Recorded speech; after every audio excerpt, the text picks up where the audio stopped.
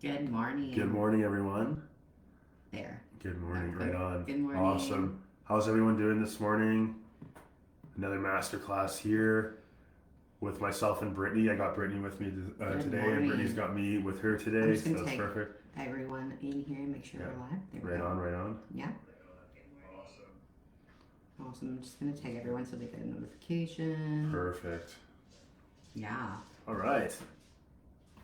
Okay, so yeah, this morning we are doing a masterclass on how to build a toned, strong physique as a woman 30 plus. So Right on. we have some points we want to talk about here. And yeah, let's just kind of go We're right just into gonna go right into Yeah. it. So yeah, as most of you may or may not know, me and Brittany have worked with hundreds and hundreds of women over 30, and I would say a majority of our team at any given time throughout the years are women over 30 and into their 40s and even 50s and 60s as well. And so, Brittany and I are very passionate about helping women over 30 for many reasons.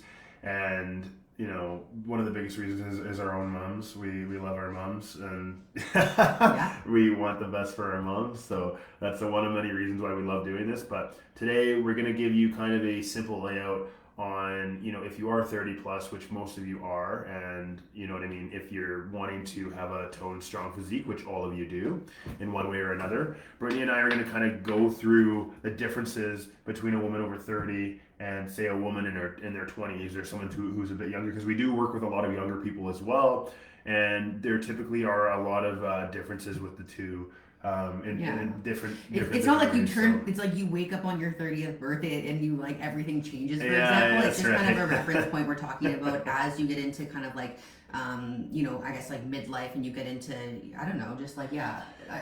not older years. Obviously, No, you're not no, old, but midlife's a good word to use though. You know yeah, what I mean? Like you're in your 30s, you're in your 40s. you're Like maybe starting to have kids or you're starting to think about it, or maybe you're just like maybe really deep into your career, like just kind of yes, have different yes. goals than maybe like when you were in your early 20s, That's obviously. right, right. Yeah. Scheduling is a big one. I'll kind of start off with that. Yeah. Yeah, I think that's a big one for me that I want to talk about. And Brittany's got some really cool stuff she'll talk about as well. But I think scheduling is a big one, right? And remember, this is coming from years of experience for me and Brittany working with hundreds of women in this category and just seeing a pattern. And one of those patterns is just hectic schedules. For most people, like if you think about it, and if you think back into like early 20s, even mid 20s, versus like depending how old you are into your 30s, even 40s or 50s, obviously like your day to day most likely would look different than in your 20s. I know it does like drastically for me, obviously. Yeah, that's right. Like I'm not, I used to be addicted to playing video games when I was a kid. You know what I mean? Yeah, I'm not yeah. playing video games all And day anymore. even if you're somebody who's watching this and you're like in your 40s, obviously your scheduling looks different than maybe you did when you were 30 years old. So it all just changes, right? Based on kids, based on careers, based on where you're at in your life and what you like to do and things like Your that. partner, everything like Yeah. that, relationships. Yeah, we found that women over 30 and into their 40s are typically, that's when their schedules are the most hectic. Time. So It's all we kind of like hear, that middle part of yeah, your life where time is always a constraint, and yeah. you're either raising kids, or you're worried about your relationship or a marriage, or you know what I mean, maybe you're traveling more often, you know what I mean, maybe you have to travel for work, right?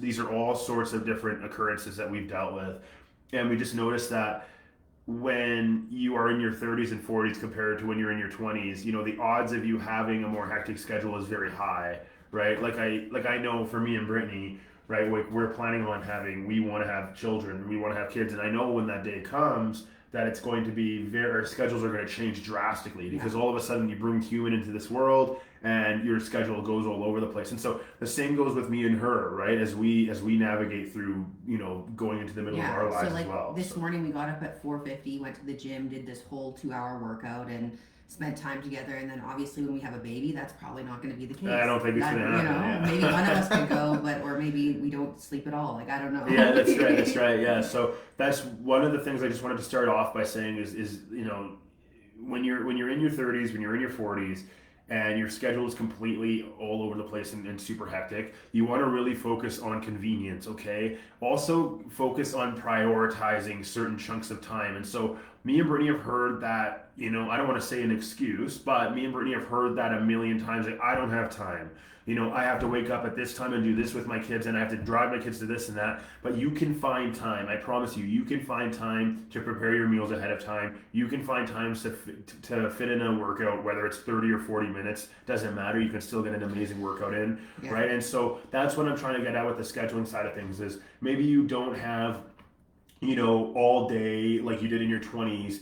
And maybe you don't have the same level of energy as you did in your 20s either to do the things that you want to do or the things you want to accomplish in your fitness journey. But I'm telling you right now, anyone can find a blip of time in the day to so I want to give an example for us is we were finding that our workouts were very rushed because we were kind of going in the middle of the day when we had meetings. So it'd be like, hey, let's go for an hour quick, and then we got to cut it short, we got to go home and do a meeting or whatever we got to do. And so we were like, this isn't going to work for us because we're not taking the time to get our workouts done in a way that is beneficial to us. So we were like, okay, we got to start waking up earlier. So today we woke up 4:50, had a wonderful 2-hour workout. That was great. It was really good. Like our workout, our cardio, our steps, all that good jazz. And yes, obviously we had to get up earlier. We're a little bit tired, but now I feel great because I'm like, hey, I got it done. Now I can go about my rest of the day and don't have to worry about it. That's right. Yeah. And so when you prioritize these habits that are necessary to get yourself to the next level in your fitness journey or achieve the goals you want to achieve, right? Like it's a good thing, right? It's a good thing to build these habits, and you're going to feel really good when you do them, right? Initially, I had a really good conversation with her this morning about this where, the word growth and the word comfort, right? They have like inverse reactions with each other. And what I mean by that is if you want to grow, you have to be uncomfortable. Yeah. And if you want to seek comfort, well, you're not going to grow. Right. And so if you don't prioritize because obviously we're going to always relate back to fitness and your fitness goals, right? That's why we do what we do. But if you always are trying to seek comfort and trying to say like, oh, like it was a long day today. Now I have 4 hours after work. I'm just going to sit on the couch because I had a lot to do today. Well, everyone has a lot to do, right? And it comes down to how badly do you want to get to that point where you're going to succeed in your fitness journey, right? Yeah. And put yourself first and build the habits around your health and wellness. And I promise you, as straight shooter as they may sound right now, it's going to benefit you in the long run, right? Because you're going to over time build the habit of having these chunks of time throughout your day be prioritized around your fitness journey, and it'll make your life so much easier. The way that I was thinking as well is like every time I think to myself, oh, I'm too busy, or oh, I'm tired, or oh, I'm like this and that, I find myself obviously like I feel that more. Or if I'm just like, you know what, no, I get to do my workout, or like I talk positively to myself, that really helps me. Absolutely. Well. Yeah. Brittany Brittany does that all the time, where if we're having, a bit of a slow day, we're maybe a little bit sluggish, maybe we didn't get the best sleep or something, Brittany will just focus on, what are the things we're grateful for. And she gets to work out, like she says, or she gets to make her meal, she gets to be healthy. And guys, we're talking about this from like experience. We're not perfect at all. Yeah, we're not perfect. Like I said, the workout thing, we had to. We're like, hey, we gotta get up earlier. We just decided that. Think about that. Like we've been doing this for 6 years, and I've been in the fitness industry for 14 years. Brittany's been in the fitness industry for like 9 or 10 years, and we just decided literally this last week, like, our workouts have been suffering lately. They haven't been very long. We've been, cutting a few of them short. They've been okay, but how can we prioritize them again? And so we had to shift that around our own schedule to put them in the morning, right? And so we woke up early, like she said, and we got it done, and we feel amazing. Yeah. And that's going to continue now moving forward, right? So obviously we've built those habits over the years of being able to just shuffle things around into our schedule to make it work. But I promise you, if there's something that's preventing you from getting your goals achieved in your fitness journey for whatever reason, because of your schedule, because you're in your 30s and 40s and your schedule is really hectic, right? Message me and Brittany, let us know. We can help you out with that. But on top of that, also make sure that you prioritize, right? Like take a step back and audit your day and try to fit like 1 or 2 things in that you haven't before, right? And then just build on that, and I promise you it'll get easier and easier over time. Yeah. So. I want to talk a few points just about like training, recovery, things like that. So let's start with the, I want to get toned. That's like the most common, like, wording used. Wording, especially for, I'd say women 30, 40, 50.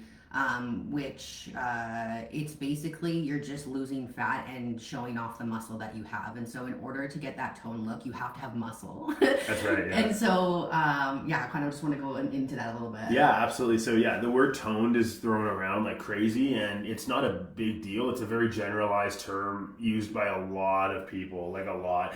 And Brittany's right. We've heard that so many times from women. You know what I mean? Like, oh, I want to get toned for the summer. I want to be more toned, or is there any way I can tone up? You know what I mean? And things like that. And so when women say they want to tone up, it's kind of a combination of being leaner and having like a physique they're proud of, aka they've built some sort of muscle, right? Because if you think about like someone who maybe all they do is run and they never really lift weights, maybe they kind of eat okay, they can create what's called a skinny fat physique, which is like, you know, you're a little bit soft, you don't have much fullness in your muscles, and like that's typically when people are like, I want to tone up, they kind of have that type of body. And toning up, in order to tone up, you must build muscle first, and then you can worry about getting leaner and leaner later. You can't doing both at the same time is very, very difficult. Yeah. If you want to build muscle and lose fat at the same time, like simultaneously, you have to be uber precise with whatever it is. Your nutrition protocol has to be like lights out perfect if you want that to happen. Yeah. But most people don't have, you know, the capacity or the time or, you know, the ceiling, I suppose, like with their effort in order to be like 100% perfect on their nutrition. And that creates kind of like a weird scenario anyways, where, you know what I mean, you're always so hyper focused on being perfect all the time, and that's not what we're saying, right? No. It's like 80% of the time you're probably going to show up, and 20% of the time you're probably going to take a step back, right? You know what I mean? And so it's very important to know with toning up, right, when you want to get toned in your 30s and 40s, that you need to focus on building strength and muscle first. Yes. Your nutrition as well is very, very important, like I said. Yeah. But then don't worry, like the level of leanness you're seeking will come, because if you focus on just getting leaner and leaner and you haven't built any muscle, you're just gonna look like skin and bones. Like that's a problem. So you can't like tone a specific area. That's right. Yeah. Like I can't just be like, if somebody comes in, they're like, I really want, like, I love your shoulders, I really want your shoulders. It's like, if you haven't built your shoulders, if you go into a deficit, like your shoulders aren't going to be there. You have to build your shoulders. Right. Like, so in order to build muscle, you must be eating more than your body requires to stay the same weight. And okay? I want to know that's hard to. It's not. I hate the word bulk because I think it's a really old school word. So you can go in a slight surplus where it's like you're gaining like very minimal body fat, and so that's what we like to do with our clients. But if they're kind of going in a growth phase is like what I like to call it, because I think a lot of women get very scared when we say like build muscle, or like they think that we're gonna go and be like power lifters and put on like 100 pounds and like that's the only way to grow muscle, and that's not true. That isn't true. Yeah, absolutely. I think I talked about that before. Yeah. Right. The goal is, you know, prioritizing. Now that if we're going into the nutrition side of things a little bit, like prioritizing protein, make sure you're getting at least 1 gram per pound of body weight is ideal. Remember, we're talking about toning up here, right? And so if the first step to toning up is building strength and muscle, right? You need to be eating in a surplus. So let's say you require 1,800 calories to stay the same weight. Okay, that's pretty low. But let's say you require around 1,800 to stay the same weight. You should be eating around 2,100 to 2,200 calories per day, and that's a lot of food for most women that we've worked with. Like, it's hard for them to eat that much. You would have to work. I was just talking to a new client. You have to work your way up to that amount. Like, it's like. Yeah, with clients, especially new clients, especially if we're going into a growing phase, it's like let's say we started at 1,800, then we'll slowly go up from there. Because if somebody's just coming in and we give them 2,100 calories, I've seen it before, but most people wouldn't be able to eat that or the protein for that. Right, and we're not saying this is easy either. It's hard to build muscle. It's very. It's hard to put. Yeah. Like, it's hard to put on muscle. It's hard to build strength. It's hard to tell yourself, like, I need to eat this much food, and most of that food has to be cleaner, you know, easily digestible ingredients, right? Like, it's very, very tough to do that, and it requires, you know, it requires practice and it requires effort, right? Like, that's the thing about all of this. Everything we talk about, right, in regards to your fitness journey, right, everything we talk about requires effort. It requires execution. You have to do the work. You have to do it, right? Me and Brittany can obviously tell you all the most perfect way. By the way, I'm taller than Brittany. She's standing on it. I'm pretty sure. She's standing. I was thinking looking like that. I'm like Tom Cruise or whatever. That's hilarious. But now we're both standing on this treadmill. So I have a walking pad under my yeah, that's desk. so funny. Anyways, so yeah, it's hard to build muscle. It's hard to build strength, right? It really is. And it's hard to convince yourself that you have to eat more food and see the scale even go up a little bit in order to achieve that toned physique, because you must build the muscle and strength. By the way, we're doing weight fluctuation masterclass. I believe it's Wednesday or Friday this week. So we'll get more into like the fluctuation and weight side of things then. Yeah, I won't go too much into that yet. Why building muscle should be every woman's goal, especially if you're 30 plus, like 100,000,000%. Like I will say this until like the day that I die. It's so important, especially as you get older. Like osteoporosis and things like that. Yeah, that's a big thing. But also, you know, as you get, like Brittany said, this is also on the topic of getting older, is muscle starts to degrade at a certain age, and your hormones start to, you know about like premenopausal symptoms and just menopausal symptoms in general. You know, a lot of women see a lot of success with going on HRT. I'm not going to talk about hormones today at all. We can go do another masterclass on hormones as well. But what I am trying to say is, just like it's the same with men and testosterone, okay? With women, you know, their estrogen and things like that get out of whack. And oftentimes what happens is if they're not training consistently, if they're not focused on building muscle, if they have not built muscle when they were younger that they're maintaining, then what happens is in their 40s and 50s, right, they start to degrade a little bit, right? Their muscular development starts to degrade. And what ends up happening is you run the risk of you know, muscle related issues and being frail and you know, like being injury prone, right? I'm sure now this is like women in their 70s or 80s, but like a big problem for those women is like slipping, falling, and then they break their hip, right? If they had more muscle on their frame, right, chances are, you know, they maybe would have better balance, better coordination, and better just like impact prevention in general, right? If that all makes sense. And so I'm just saying, like, all of us are going to get old, right? In 50 years, I'll be an old man, and so will she, right? So it's like all of us, old woman, sorry. Yeah, not an old man. You're an old woman. Sorry. Not old. You don't have to say old, but like you're senior, you'll be a senior I don't know, at some point. Yeah, everyone will, right? I'm a little bit more blunt than Brittany is. Yeah. Brittany's more like, she's very friendly, right? So anyways, yeah, you know, all of us are going to get old, right? And it's up to us to build a frame, not only that we're proud of, but a frame that we feel good in, and a frame that will protect us as we get older, right? There's so much scientific research to back up how important it is to have muscle on your body as you get older. Yeah, it's just endless amounts of data. I want to talk about my client Krista. She's of course. Going into her later 50s, and she's just a great example of somebody who it doesn't like. If I didn't know her age, I would think she's like probably in her 40s, but she's almost in her going into her 60s here, late 50s. And she does like, and I'm not saying everybody needs to do this amount of like steps and things, but she hits 20K steps a day. She hits her workouts, 5 days a week. She is very interested, and I've taught her all about nutrition, and she's so into it. And anyways, she was somebody who was an athlete in her younger years, but she kind of grew out of it. And anyways, she's lost over 30 pounds now, and just like she will be successful going into her 60s, 70s, even 80s.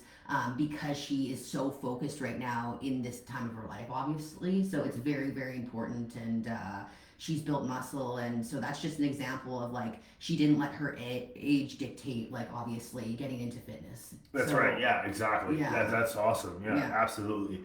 Yeah, so it's very crucial. Do you have anybody like you've had clients like that into like their 50s and 60s? Oh yeah, like Cindy was an example. I don't think Cindy's in this group, but she was an example of that, and she was really awesome. I still talk to her sometimes from time to time, but like that's just a client of mine from like 3 years ago that popped into my mind immediately. Is Cindy. Shout out Cindy. I don't think she's in the group though. But I don't know. Maybe she might be. But I think she wasn't really a Facebook person, so not a big deal. Yeah. So anyways, just building muscle, it should be every woman's goal, because yes, as you get older, obviously, it's just very important. And things like, if you have that muscle, let's say you were like going into your 50s and you accidentally slipped on ice and you fell. If you had like muscle, obviously would be less of a recovery time. Maybe you wouldn't break a bone, like as opposed to somebody who doesn't lift weights. It might just be like smash and crack your hip type of thing. Yeah, that's right, which is awful, and you definitely don't want to go through that, because the recovery. That's another thing too, is as you get older and older, the recovery process for training and injuries becomes it becomes longer and longer. It becomes more difficult to recover Yeah. from things like that. And so obviously though, like building that muscle in your 30s, 40s, 50s and getting ready for eventually everybody, like Dylan said, is going to go into their 60s and 70s is very crucial. And That's so right. Yeah. starting If you early. want to, if you want to live a long and healthy life, which Yeah. everyone does, then that's the way to do it, right? And if you're watching this for a reason, right? Yeah. So training with intention. So I wanted to say like 3 intentional workouts a week is way better than 7 like random workouts that you're not really pushing yourself really hard. So when somebody comes in and they say like, oh, I work out 7 days a week, but they're not, let's say they're not pushing themselves, that's actually not like the best way to train. So we want to really push ourselves in our training sessions and like let's go into like progressive overload and talk about that. Yeah, no, absolutely. And so Brittany's right. Like if you're training every single day and you're training for hours a day, or you either are or you think you need to train that much to see results, that's just not true at all. So muscle is built outside of the gym. It's not built in the gym. When we train, we break down muscle fibers, but those muscle fibers need to repair, and when they repair, they get a little bit bigger than they did last time. Okay, like a microscopic amount, and over time, that little bit of growth compounds, and we build muscle, and that's how muscle is built, right? And like I said with the nutrition side of things, right? Eating more than required to stay the same weight, you need to do that because you need to fuel your body enough, a sufficient amount for your body to undergo things like protein synthesis and undergo things like muscle growth, right? Like you must eat enough food for that to happen, right? That's why, and I always use extreme examples, right? If you're new to watching me, I always do this because it's the best way to do it. But if you think of the most biggest people on, like the most jacked humans on earth, right? Like they're eating so much food because their body requires such a large amount of calories and such a large amount of protein, such a large amount of carbs to replenish glycogen and things like that to continue to grow and to continue to maintain that body. And if they start eating they start eating less and less food, they're going to lose that muscle that they built. These are the biggest athletes on the planet. I'm not talking about me and Brittany or you, any of you. Obviously, with that too, they're able to push themselves in their workouts like insane. That's right. That's right. And so that goes back to what Brittany was just bringing up there. So training 3 to 4 times a week is more than enough. You can train 5 times a week as well, but that's a little bit more intermediate or advanced. 3 to 4 sessions a week are more than enough as long as you're training. I'm laughing because Dylan's like huge on recovery. Like I am big on recovery. He doesn't let me train glutes 3 times a week. he's just very big on recovery, which I appreciate, and I take into account his knowledge on recovery. And so, recovery is so crucial. I know it can be difficult, like when you've built a habit of loving working out, and that's a great thing, right? And you've built the habits of wanting to be, as consistent as possible with your health and wellness journey. Like that's amazing. But do understand that like rest days are benefiting you. They're not benefiting you though if all you take is rest days. Like if you train once a week, and then next week you don't work out, and then the week after that you don't work out, well, that's too many rest days, and obviously you're not going to see any results from that. And I want to be clear, because I think people get confused, rest days aren't just you're sitting on the couch and you're not moving. Like that's not a rest day. A rest day is like you can go out and get even more steps than maybe you would on a training day. Like you can still move your body. You're just not doing anything strenuous. You're not lifting weights, right? You've got to give your body a break with the recovery days. But yeah, definitely still be active. That's the days where we get the most amount of steps. That's right, right. So you can still be active. You can still like do things with your family or go play a sport or something like that. But just understand that the recovery part, so you're not training in the gym busting ass, right? With weights. Exactly. So training 3 to 4 times a week, 5 times on the high end is more than enough. And I have worked with clientele that they like want to train 6 to 7 times a week. So it's like you can make that happen, right? With the proper structure, of course. It depends. But it's very much dependent on the goals and dependent on what you want. Yeah, there's some people I've worked with who are like some women I've worked with who are like, hey, I used to be like an Olympic rower, and I used to do this and that, and I've been out of it for 5 years, but I was training every day. Is there any way we can train every day? I've had people ask me like, can I add an extra workout and things like that? And the answer is always, I'm always collaborative, and so I'll always say yes, but I have to structure it in a way where recovery is still prioritized. Yeah, because if you're just training mindlessly every single day just to say you're training every day, like you're never going to get to that point of optimal recovery. And if you're not recovering optimally, that goes back into like being injury prone, making mistakes, not giving the body the recovery it needs. And so when you break down those muscle fibers, they don't really have time to repair and grow. They just keep staying broken down. And then you never are really actually building muscle and strength like you could if you took a couple rest days per week. Yeah. So. Let's just talk about cardio versus strength training. Yeah. So obviously with the workout side of things, with when you're lifting weights, that's where you're building your shape. Like that's where you see those changes in shape in your body. Absolutely. The cardio is just a tool if we're on a fat loss phase to dial it up if we need to lose a little bit more, or we can dial it down, right? And so the strength training is like the number one thing for sure. Strength. Yeah, so training first and then cardio after, right? Like if you're going into the gym and you're doing hours of cardio just for the sake of losing weight or thinking that's going to tone you up, that's just not going to happen at all. Yeah, it's just not going to happen because as we've been saying in this masterclass time and time again, you must build strength and muscle first and then worry about getting leaner after. Yeah. And you know what? Like what's funny is like even just from training your ass off and focusing on building strength and muscle, if your nutrition is where it needs to be, if your step count is where it needs to be, sometimes like depending on someone's like metabolism and how someone responds to this type of programming, like they might just start losing weight and toning up anyways without any cardio at all. Yeah. And so cardio is just a tool, okay? Because you got to think when you do cardio, all you're doing is burning calories. It's not like if I'm taking like, for example, if I'm taking like long strides on a treadmill that I'm burning fat in my hamstrings or something like that. Like that's not how it works. No, you can't spot reduce fat works. Anywhere. But what cardio does is it just increases the likelihood of you being in a deficit because you're just burning 100, 200, 300 calories in a cardio session, and that just gets added on to how much activity you did that day. That's all cardio is. Cardio is not like this magic thing that just is going to help, like you're just going to lose fat because you did cardio, right? That's why there's a lot of people who get confused.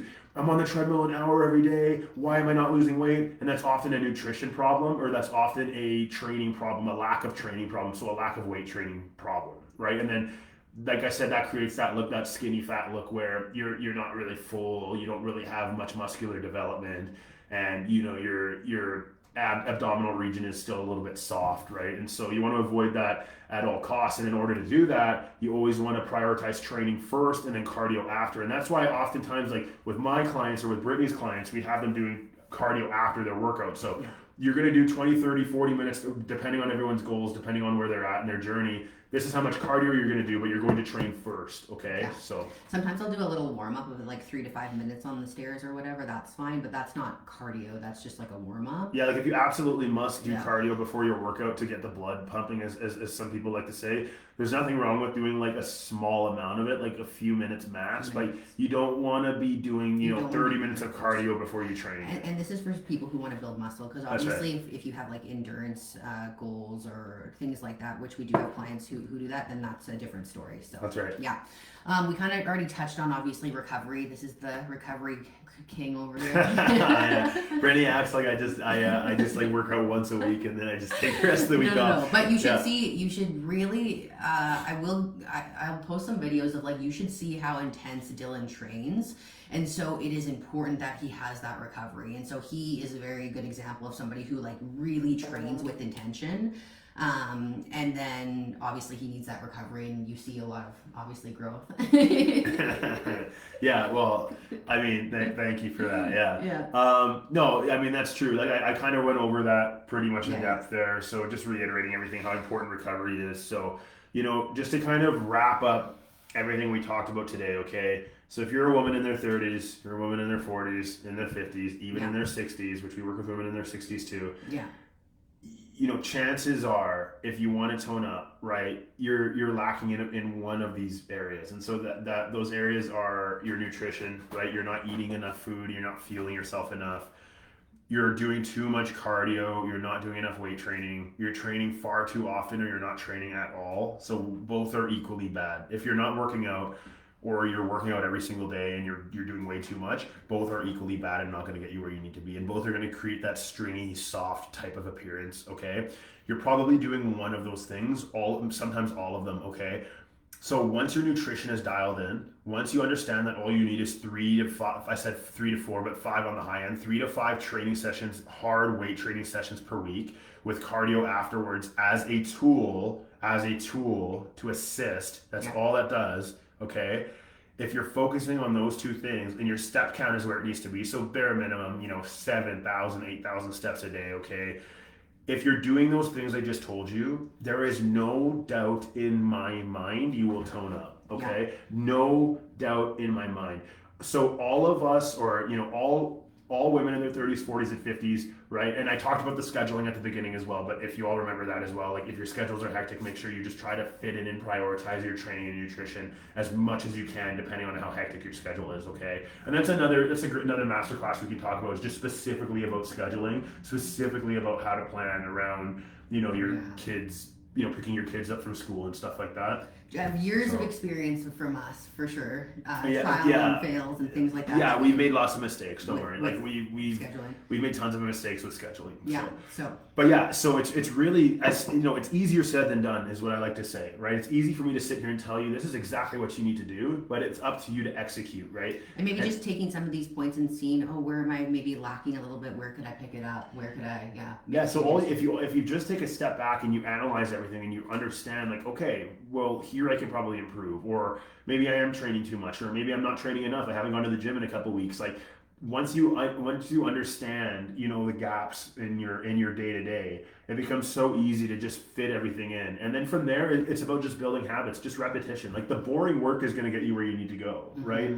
So I can't stress that enough. Yeah. Fitness is boring.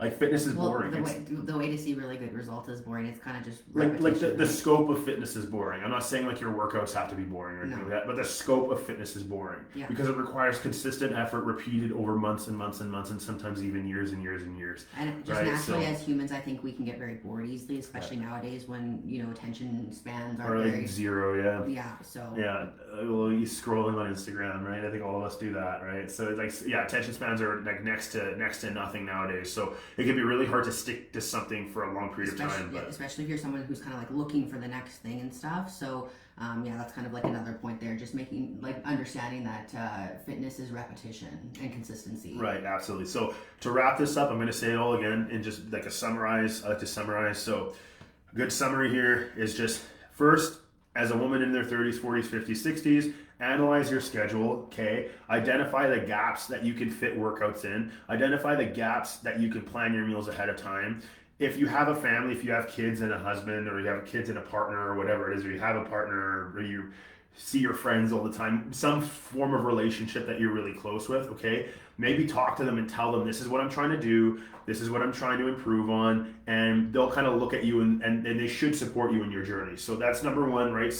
Look at your schedule and audit it and make sure you can fit things in. For the toning up side of things, right? Make sure you're prioritizing strength and weight training, okay? Strength, weight training, building muscle. Focus on that first and then worry about leaning out or getting lean afterwards. Because if you flip them around and you focus on getting lean first, you're going to have that stringy, soft appearance no matter how you slice it, because you have not built the muscle required to have the look you want yet. So you must focus on strength, must focus on weight training, must prioritize building muscle over losing fat or getting as tiny as possible, okay? And then last but not least, when it comes to cardio, just use cardio as a tool, okay? Do not use cardio as your main workout. Don't go in there and do an hour and a half on the row machine or 2 hours on the treadmill and think that you're going to get the look you want, because it won't happen. Okay. And then I think that's pretty much it. Yeah. Yeah. Also, fuel yourself with good food, like I said, right? And all of these things, these are all general, right? Because we're talking specifically about toning up today, how to get toned in your 30s and 40s, 50s, 60s. But we can do master classes on each individual component. Like we can do it all with that. So. Awesome, guys. Well, happy Monday. We'll be doing, I just wanted to check here. We'll be doing on Wednesday, I believe it's a food tracking 101. So how to track accurately without losing your mind. So kind of just giving you some tips on food tracking, because it can be very complex.